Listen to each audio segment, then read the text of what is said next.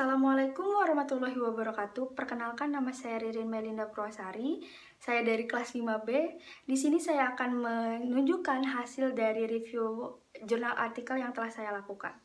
Jurnal artikel yang saya ambil berjudul Investigation of English Listening Strategies Used by Thai Undergraduate Student in Public Universities in the South. Selanjutnya, tujuan utama dari research ini dilakukan adalah untuk menginvestigasi strategi pemahaman mendengarkan yang digunakan oleh mahasiswa sarjana di Thailand.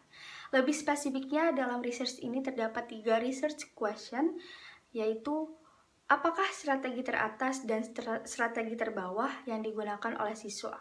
Selanjutnya apakah ada perbedaan yang signifikan dalam penggunaan strategi di antara MAS atau More Able Students dan LAS atau Less Able Student. Yang terakhir adakah perbedaan dalam pemilihan strategi di antara kelompok mahasiswa di seluruh universitas. Dalam penelitian ini, data dikumpulkan melalui 2 metode, yaitu ada questionnaire dan listening test. Questionnaire dilakukan sebelum penelitian yang bertujuan untuk memastikan bahwa strategi yang diuji atau dilaporkan dalam penelitian ini bersifat umum dan banyak digunakan, dan tidak spesifik hanya digunakan dalam penelitian ini saja.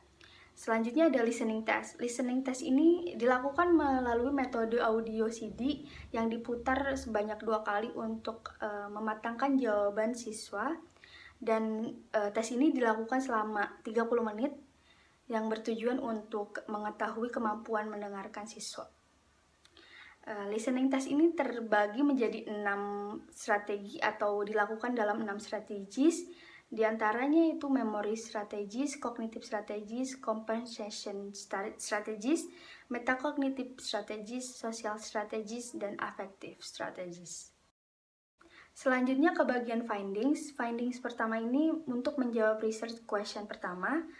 Temuan menunjukkan bahwa ada 4 kategori strategi yang sering digunakan atau di-apply oleh siswa. Di antaranya ada cognitive strategies, di mana cognitive strategies ini berfokus kepada penggunaan grammar, penerjemahan bahasa Inggris, memahami ide pokok atau utama, dan pengulangan pengetahuan terdahulu. Yang selanjutnya ada metacognitive strategies, di mana strategis ini berfokus kepada memperhatikan masukan dan mendengarkan musik dalam berbahasa Inggris. Yang ketiga ada affective strategies, di mana affective strategies ini lebih menyesuaikan siswa ke dalam situasi yang mereka anggap nyaman. Yang terakhir ada compensation strategies, di mana strategis ini dilakukan dengan menebak arti dari nada suara, melihat ekspresi wajah, dan gerak tubuh. Hal ini menunjukkan bahwa grammar atau tata bahasa merupakan komponen yang paling penting untuk membantu siswa dalam mempelajari atau memahami bahasa baru dan juga dalam aktivitas menyimak mereka. Selanjutnya ada strategi yang mungkin paling sedikit digunakan oleh siswa. Kita dapat melihat ke strategi metakognitif, di mana mereka atau siswa tidak memiliki persiapan dan latihan yang baik dan kurang memadai, serta kurang terbiasanya menggunakan bahasa Inggris di luar kelas, sehingga mereka membutuhkan masukan dan latihan dengan sering mendengarkan lagu-lagu berbahasa Inggris. Finding selanjutnya untuk menjawab research question kedua. Di sini ada tabel 4. Tabel 4 menunjukkan bahwa nilai rata-rata dari strategi menyimak pada MAS lebih tinggi dibanding LAS. Selanjutnya di tabel 5, result yang dihasilkan pada tabel 5 menunjukkan bahwa ada 3 kategori strategi menyimak yang berbeda secara signifikan di antara kedua kelompok, yaitu cognitive strategy, metacognitive strategi, dan social strategi.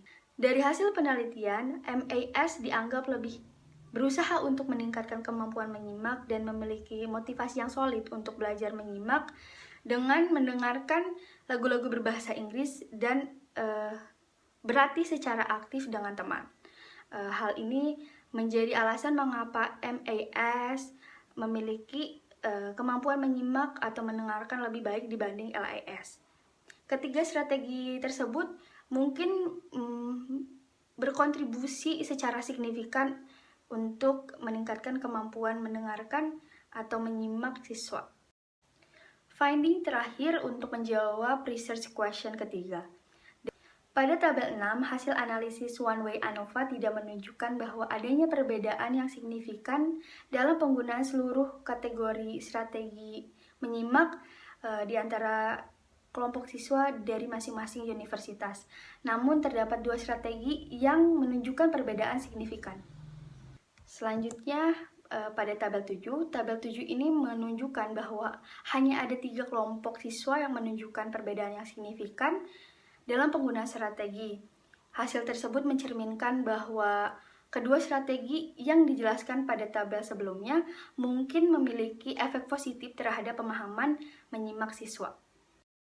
Melihat gap dalam penelitian ini, penelitian lebih lanjut yang dapat dilakukan adalah mengembangkan strategi efektif yang digunakan dalam konteks tertentu atau konteks lain, seperti konteks sosial. Karena dalam penelitian ini hanya berfokus kepada konteks siswanya saja. Sekian penjelasan dari review jurnal artikel yang telah saya lakukan. Kurang lebihnya mohon maaf. Wassalamualaikum warahmatullahi wabarakatuh.